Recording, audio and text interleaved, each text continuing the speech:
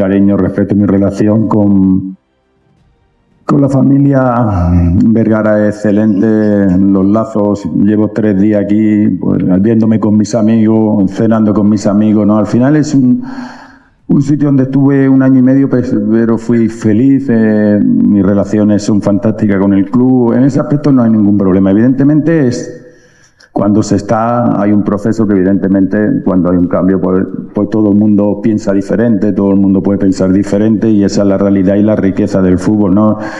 Pero sí hay una cosa que realmente sí que me alegro, que toda esa generación de los Armando, de Inda, de Hugo Gambero, etcétera, etcétera, son chicos que empezamos nosotros con ellos hace 3 años a hacer trabajos individualizados y que tú los ves que van llegando por gota. Y eso sí que es algo que yo creo que invertimos mucho tiempo, tanto mi equipo de trabajo como yo, en el fortalecimiento, en crear, que soñasen, que tienen condiciones, que el jugador de Verde Valle está preparado y en eso sí que realmente hicimos mucho trabajo con las categorías inferiores y por lo demás yo creo que tiene el camino, se le ve. Yo vi el partido de Toluca y creo que es un equipo que está compitiendo muy bien, está tercero en la clasificación, todos sabemos lo del Mundial, la previa del Mundial, si le van a quitar más jugadores, menos jugadores, pero eso ya depende de otras circunstancias, ¿no? Pero yo me alegro y de todo corazón, ¿eh? Me alegro de que la Chivas le vaya bien y que esté ahí en lo más alto peleando. Hierro tuvo esto en Guadalajara, un repechaje, un subcampeonato, una fase de grupos del Leagues Cup, cuartos en la Apertura 23, con CONCACAF octavos y la semifinal del Clausura. Y habla justo, Raúl Pollo, me llama la atención que hable del proceso y del buen trabajo que dejó sembrado, porque eso no lo dice tal cual, pero lo dice entre líneas al afirmar las situaciones que comenta. Habla de proceso, de trabajo, pero es un proceso que él dejó tirado. Sí, se fue los petrodólares. Sí, se fue al Al-Nassr, ¿no? De nacer de Cristiano Ronaldo. Entendió que a lo mejor allá sí podía competir de otra manera. Acá no tenía las herramientas, pero probablemente sí sembró algo, ¿no? No todo habrá sido malo. Pero sí abandonó a Chivas, Fernando Hierro. Dejó tirado el proyecto a la mitad, evidentemente. Los resultados...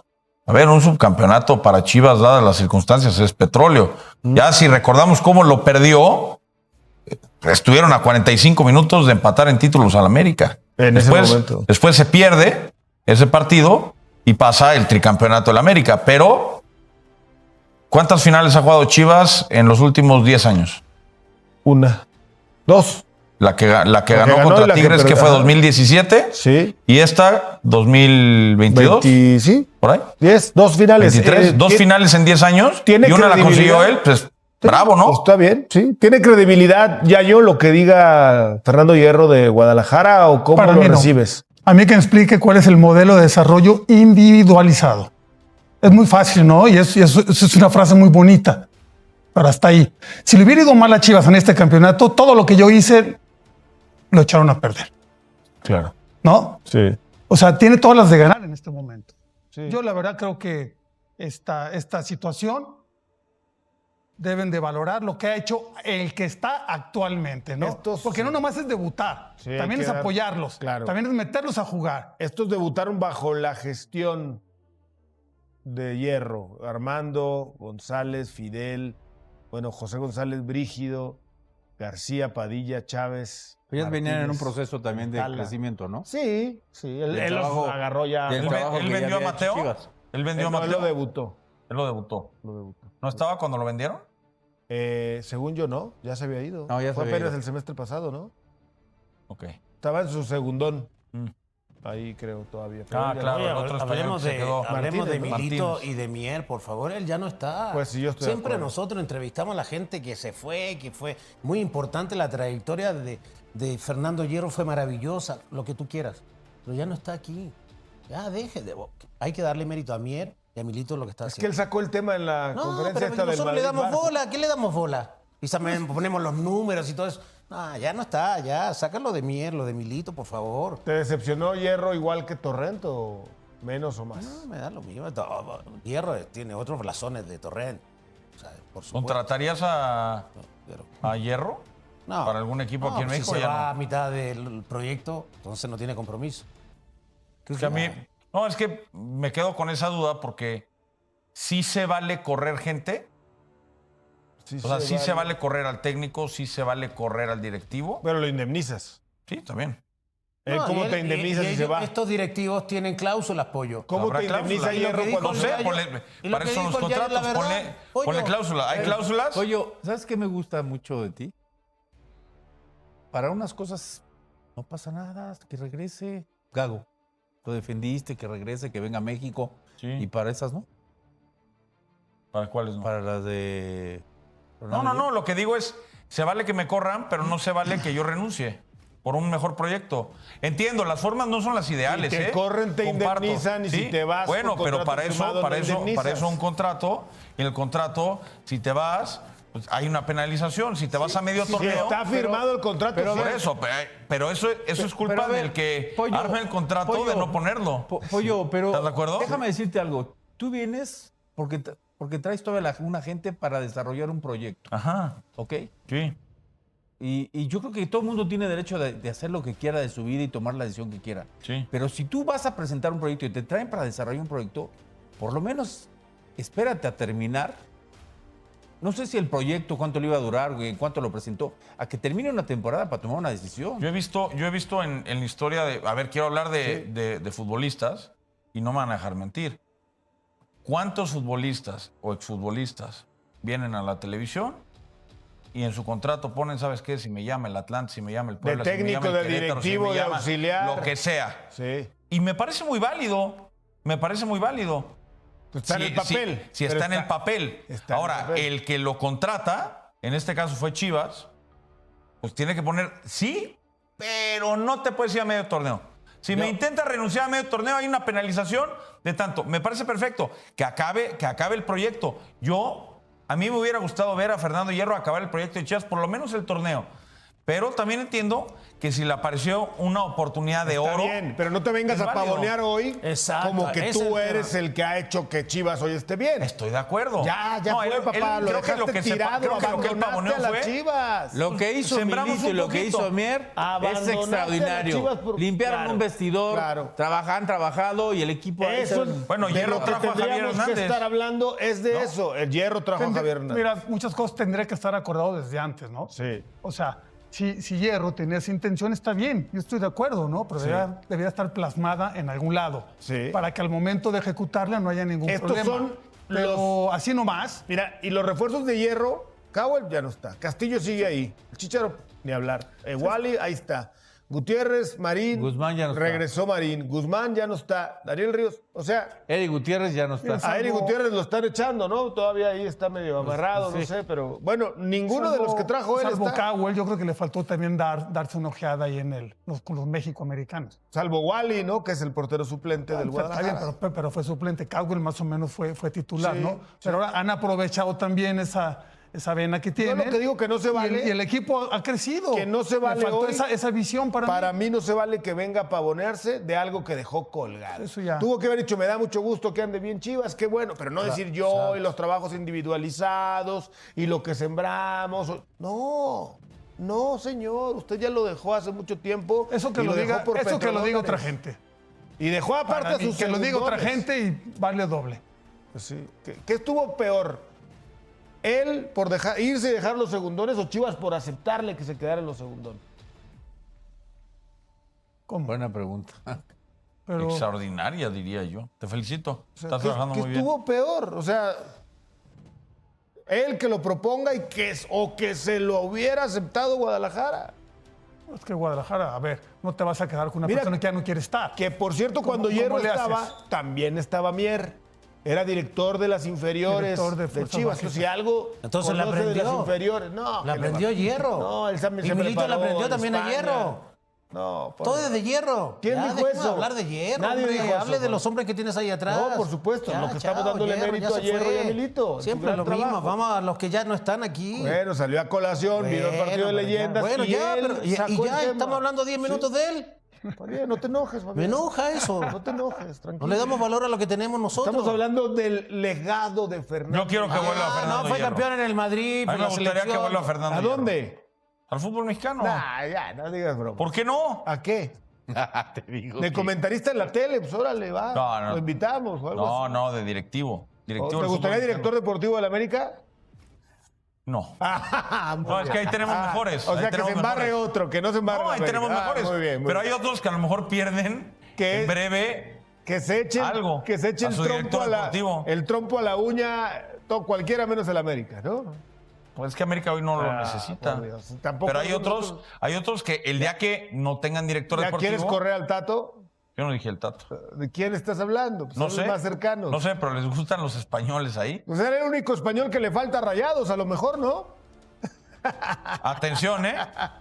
Para completar la Lo que plantilla. quiere decir Fernando Hierro, lo que dijo hoy fue: quiero volver al fútbol mexicano. Ese fue el mensaje. Ese que fue yo su grito, interpreto. sí. A ver si. ¿Y ¿O saben no? qué? Que lo peor de Lo todo que es se que llevó- no tarda alguien en volverlo a buscar y aceptar que venga a dirigir un ¿Otro equipo, más? a armar un equipo. Bienvenido. Los Iberorrayados podría ser una buena idea. Bueno, pues Mm.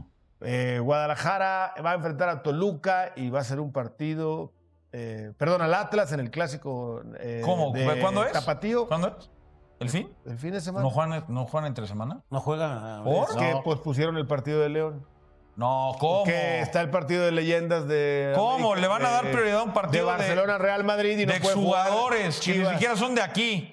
Todavía fueran los de aquí, todavía estuvieran jugando ellos. Ya estaba firmado el contrato. Ah, No sí, nos sí. llegaron al precio, pues. No, ¿qué y si hay quieres? un partido de leyendas No nos antes llegaron de al América precio. de, Sí, de sí Chivas. se vale eso. Hay quienes manejan el calendario a su favor. ¿Me estás diciendo eso? Sí. Mira Hay quienes mira quién lo controlan dice. la liga y el calendario Hay y no es el América. Hay quienes No te tienen creo. concesiones especiales en la liga. Bueno, los Reyes del Cibalí no vale. Y tampoco vamos a creo ver. que sea Guadalajara. Guadalajara no juega. tampoco creo que Y sea vamos El rebaño sagrado está en el ojo del huracán y no precisamente por las razones que la afición quisiera, porque después de arrancar el Clausura 2026 como un tren bala imparable con 6 victorias consecutivas que los pusieron en la cima de la tabla y que hicieron soñar a todo el guadalajarismo con un título que se les ha negado durante años. La realidad les pegó de frente con 2 cachetadas brutales ante Cruz Azul y Toluca que dejaron al descubierto que cuando se enfrentan a rivales de verdadera jerarquía, el equipo de Gabriel Milito se queda sin respuestas y sin argumentos para competir de tú a tú. Y lo más preocupante de todo este panorama no es solamente que hayan perdido 2 partidos seguidos, sino que ahora vienen con el compromiso más caliente del calendario rojiblanco, que es el clásico tapatío ante Atlas en el mismísimo Estadio Jalisco, ese mismo recinto del cual Chivas es dueño mayoritario, pero que tuvo el descaro de anunciar en redes sociales como si fuera partido de local, solo para calentar el ambiente y recordarle a los rojinegros quién manda en la ciudad, en una provocación tan directa que dejó claro que aquí no hay espacio para medias tintas ni para la diplomacia cuando se trata de defender el honor y el orgullo tapatío.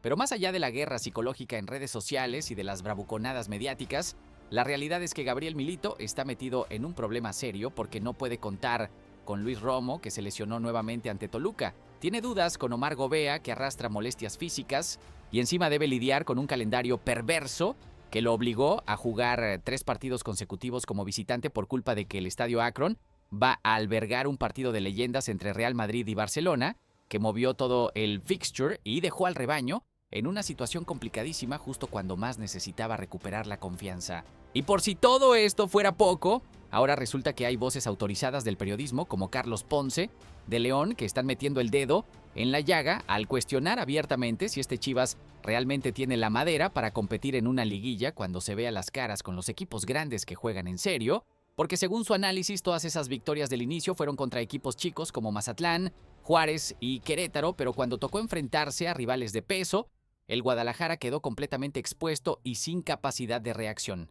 Deja tu like y tu comentario sobre todos estos temas. Vamos a comenzar hablando primero sobre el clásico tapatío que se viene este sábado 7 de marzo en el Estadio Jalisco, porque para Chivas este partido no es simplemente un compromiso más del calendario, sino que representa una verdadera obligación de ganar después de encadenar 2 derrotas consecutivas que lo sacaron de esa zona de confort en la que estaban instalados tras el arranque arrollador del torneo. El equipo de Gabriel Milito comenzó los trabajos de preparación en Verde Valle con entrenamientos programados desde el lunes 2 hasta el viernes 6 de marzo, todos a las 10 de la mañana, excepto el último día, que será a las 4:30 de la tarde, y el técnico argentino sabe perfectamente que no hay margen de error porque una tercera derrota seguida encendería todas las alarmas en el guadalajarismo y pondría en tela de juicio todo el proyecto que venía construyendo con tanto esfuerzo.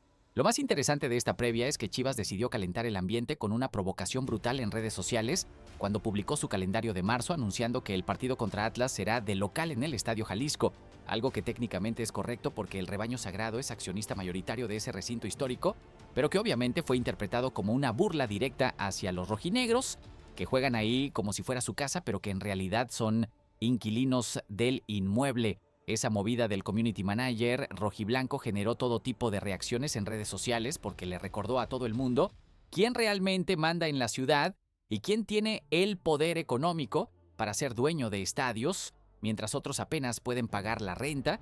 Y aunque puede parecer una tontería de marketing digital, la realidad es que estas pequeñas guerras psicológicas sí tienen un impacto en el ambiente previo a un clásico que de por sí ya viene cargado de tensión y rivalidad histórica. La alineación que Gabriel Milito estaría perfilando para este compromiso incluiría a Raúl Rangel en la portería, una defensa conformada por Diego Campillo, José Castillo, Brian González y Daniel Aguirre, un mediocampo con Richard Ledesma, Fernando González, Omar Gobea y Efraín Álvarez, y un ataque con Roberto Alvarado, acompañando a Armando González, que viene enchufadísimo, con 5 goles en 8 jornadas y que es la principal esperanza ofensiva del equipo en estos momentos. Yo creo que Chivas está jugando con fuego al hacer este tipo de provocaciones en redes sociales antes de un partido tan importante, porque si bien es cierto que genera ruido mediático y calentura el ambiente, también es verdad que le pone presión extra a tus propios jugadores, que ahora no solo tienen que ganar por obligación deportiva, sino también para no quedar como payasos después de haber hablado tanto antes del partido. Ahora vamos a meternos de lleno en el tema de las bajas y las dudas que tiene Gabriel Milito para armar el 11 titular del clásico tapatío, porque la situación en la enfermería rojiblanca está complicada y le va a obligar al técnico argentino a hacer malabares con el plantel disponible. La baja más sensible es sin duda la de Luis Romo, quien sufrió una nueva lesión en el partido ante Toluca y no podrá estar presente en el derbi tapatío, dejando al mediocampo sin uno de sus jugadores más importantes tanto en la recuperación como en la salida limpia desde el fondo. Además de Romo, Gabriel Milito tampoco podrá contar con Leonardo Sepúlveda y Eduardo García, que están descartados por temas de nivel futbolístico, lo que significa que el técnico simplemente no confía en ellos para un partido de esta magnitud. Y también están fuera de combate Alan Pulido y Eric Gutiérrez, que están completamente cepillados del proyecto y que ni siquiera son considerados como opciones desde la banca. Pero más allá de los descartados confirmados, hay 2 casos que tienen en vilo al cuerpo técnico rojiblanco porque todavía no está claro si podrán estar disponibles para el sábado. El primero es Omar Gobea, quien no fue tomado en cuenta ante Toluca porque arrastraba dolencias físicas que le impidieron entrenar con normalidad durante la semana previa. Y aunque todo apunta a que podría llegar a tiempo para el clásico, la realidad es que no está al 100%, y eso genera dudas sobre si vale la pena arriesgarlo en un partido tan importante o si es mejor ser conservador y darle una semana más de recuperación para que no sufra una recaída que lo deje fuera por más tiempo. El segundo caso en duda es Jonathan Pérez, el lateral que llegó en el último día del mercado de pases y que todavía está en proceso de adaptación al esquema de Milito y a la dinámica del vestuario rojiblanco, por lo que aunque físicamente está disponible, desde lo futbolístico no está claro si tiene los automatismos necesarios para ser lanzado a la cancha en un partido de tanta exigencia como un clásico tapatío, donde cualquier error individual puede costarte el resultado. Pensando bien, esta situación de bajas múltiples expone un problema de profundidad en el plantel de Chivas, que durante el arranque arrollador del torneo estuvo oculto porque el equipo titular funcionaba a la perfección, pero ahora que empiezan a aparecer lesiones y compromisos cada 3 días, se nota que no hay alternativas de jerarquía en la banca y que cualquier baja sensible te obliga a improvisar o a meter jugadores que no están al nivel de los titulares. Cambiando de tema, pero manteniéndonos en el análisis del momento actual del Guadalajara, tenemos que hablar sobre el calendario infernal que le tocó vivir a Chivas con 3 partidos consecutivos como visitante, una situación que no estaba contemplada en el fixture original, pero que terminó materializándose por culpa de la reprogramación del partido ante León de la jornada 9. Resulta que el Estadio Akron va a albergar este martes un partido de leyendas entre Real Madrid y Barcelona, en el marco de la Copa de Leyendas, un evento que suena muy bonito para el marketing y para los negocios del club, pero que en términos deportivos generó un caos tremendo en el calendario porque obligó a mover el encuentro ante los Esmeraldas para el miércoles 18 de marzo, rompiendo completamente el orden de localías y dejando al rebaño sagrado en una situación completamente desfavorable. La seguidilla de partidos de visitante comenzó con la derrota ante Cruz Azul en el Estadio Ciudad de los Deportes, continuó con la caída ante Toluca en el Nemesio 10 y ahora cierra con el clásico tapatío en el Estadio Jalisco, que aunque técnicamente es propiedad mayoritaria de Chivas, en términos prácticos es un escenario neutral, donde no vas a tener el apoyo masivo de tu afición ni la comodidad de sentirte en casa. Y lo más complicado de toda esta situación no es solamente el tema del desgaste físico por los viajes y el hecho de jugar siempre en cancha ajena, sino que además viene en el peor momento posible cuando el equipo necesitaba desesperadamente recuperar confianza después de 2 tropiezos seguidos que lo sacaron de esa zona de seguridad en la que estaba instalado tras las 6 victorias consecutivas del arranque.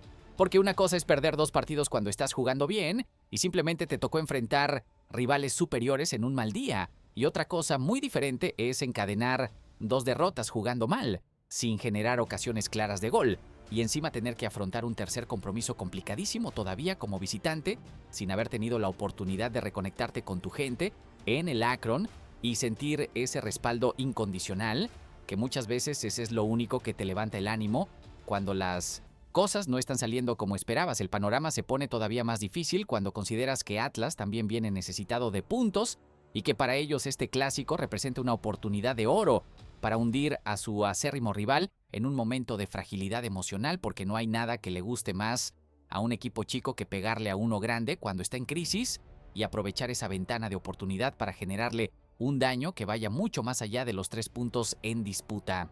Yo creo que la directiva de Chivas cometió un error al aceptar que se moviera el partido ante León, solo para hacer un evento de leyendas que no le aporta absolutamente nada al primer equipo en términos deportivos, porque al final del día, los torneos se ganan en la cancha con resultados y no en las oficinas vendiendo boletos para partidos de veteranos que ni siquiera cuentan para nada oficial, hablando precisamente del rendimiento del equipo y de las dudas que empiezan a aparecer sobre su verdadero nivel competitivo. Es imposible no mencionar las declaraciones de Carlos Ponce, de León, que le metió el dedo en la llaga al guadalajarismo cuando cuestionó abiertamente si Chivas realmente está preparado para competir en una liguilla contra los equipos grandes del fútbol mexicano.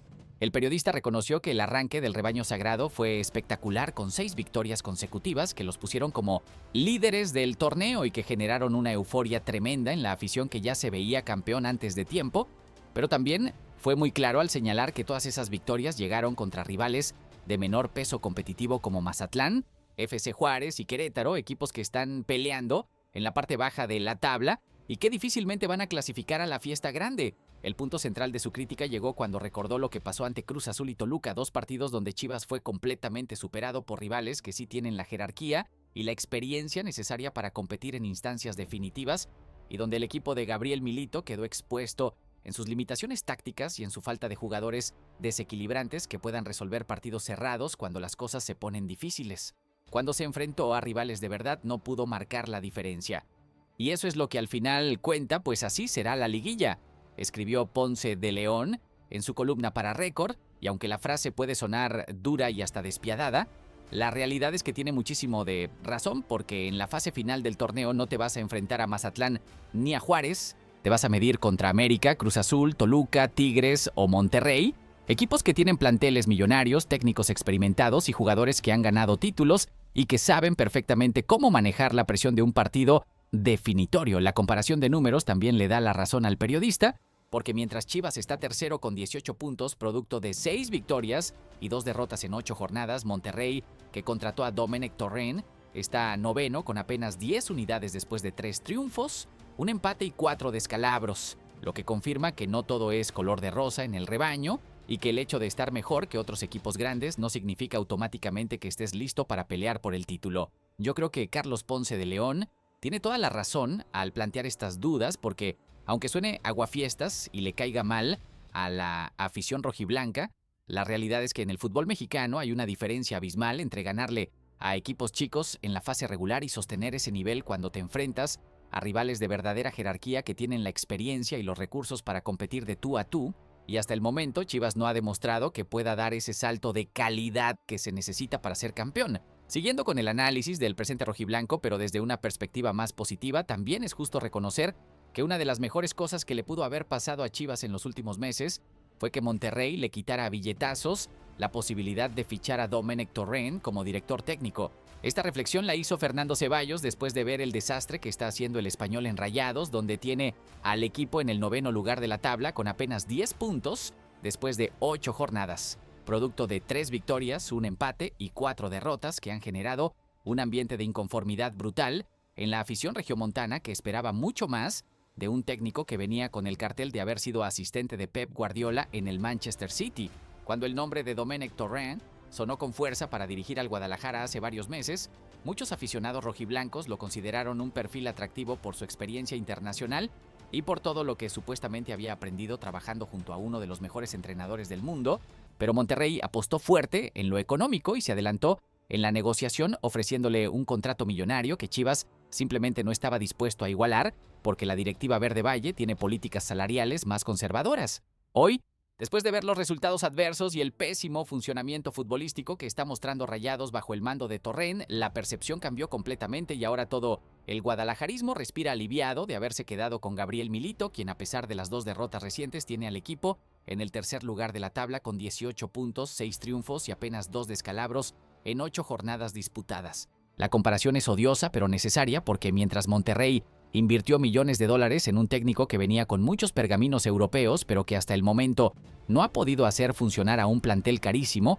que sobre el papel debería estar peleando el liderato, Chivas apostó por un entrenador que llegó sin tanto ruido mediático, pero que rápidamente entendió la idiosincrasia del club, conectó con la afición y le dio una identidad futbolística al equipo que hacía mucho tiempo no se veía en Verde Valle. Pensando bien, este episodio confirma algo que en el fútbol mexicano cuesta mucho trabajo aceptar, y es que no siempre el técnico más caro o el que tiene el currículum más impresionante es el que mejor va a funcionar en tu proyecto, porque hay factores como la química con el vestuario, el entendimiento de la cultura institucional y la capacidad de adaptarse a las limitaciones presupuestarias que muchas veces son más importantes que haber trabajado con Guardiola en Europa. Ahora que ya hablamos del presente rojiblanco y de las comparaciones con otros equipos grandes, es momento de meternos en un tema que está generando muchísimo ruido en el entorno de la selección mexicana, y ese tema es el inminente regreso de Santiago Jiménez después de su lesión y lo que eso significa para Armando González, que viene haciendo una temporada espectacular con Chivas. El Bebote se encuentra en la recta final de su recuperación después de haberse sometido a una intervención quirúrgica en el tobillo derecho el pasado 18 de diciembre, y todo apunta a que su regreso a las canchas está cada vez más cerca porque ha respondido de manera positiva al tratamiento y ya trabaja intensamente en el gimnasio del Feyenoord para volver a su mejor nivel físico. La pregunta que está en boca de todos es qué va a pasar con Armando González cuando Santiago Jiménez esté completamente recuperado y disponible para Javier Aguirre de cara al Mundial 2026, porque tanto el Bebote como Raúl Jiménez tienen su lugar prácticamente asegurado en la lista final del Tri por ser los principales atacantes del Vasco, lo que significa que solo habría un lugar disponible en la delantera en caso de que el técnico determine contar con solamente 3 elementos al frente. Ese último puesto se lo estaría peleando entre Armando González y Germán Berterame del Inter Miami, y aunque en estos momentos la Hormiga pasa por un mejor momento futbolístico con 5 goles en 8 jornadas que lo colocan como el segundo máximo, goleador del Clausura 2026 apenas 2 tantos por debajo de Joao Pedro, que lidera la tabla, la experiencia y el rodaje internacional están completamente del lado del argentino naturalizado mexicano, que ha jugado en ligas más competitivas y que tiene más kilometraje en partidos de alta exigencia. El dilema para Javier Aguirre es brutal porque si se guía únicamente por los números y el rendimiento reciente, tendría que llevar a Armando González, que está enchufadísimo y que además es canterano de Chivas, lo cual siempre suma puntos extra en el imaginario colectivo del fútbol mexicano, pero si prioriza la experiencia y la capacidad de resolver partidos importantes en momentos de máxima presión, entonces Berterame se lleva el boleto por goleada porque ha demostrado durante años que puede competir en el más alto nivel y que no se achica cuando las papas queman. Yo creo que Armando González tiene una oportunidad de oro para meterse en la lista final del Mundial si logra mantener este nivel goleador durante todo el torneo y si además Chivas llega lejos en la liguilla demostrando que puede rendir en partidos decisivos, porque al final del día los técnicos siempre van a preferir jugadores que estén en ritmo competitivo y que lleguen al Mundial con confianza y minutos en las piernas, pero tampoco puede dormirse en sus laureles pensando que el puesto ya está ganado solo por ser el goleador del momento, porque en el fútbol las rachas se acaban de un día para otro y si empieza a fallar goles o si Chivas se cae en la fase regular, esa ventaja que tiene hoy puede evaporarse más rápido de lo que se imagina.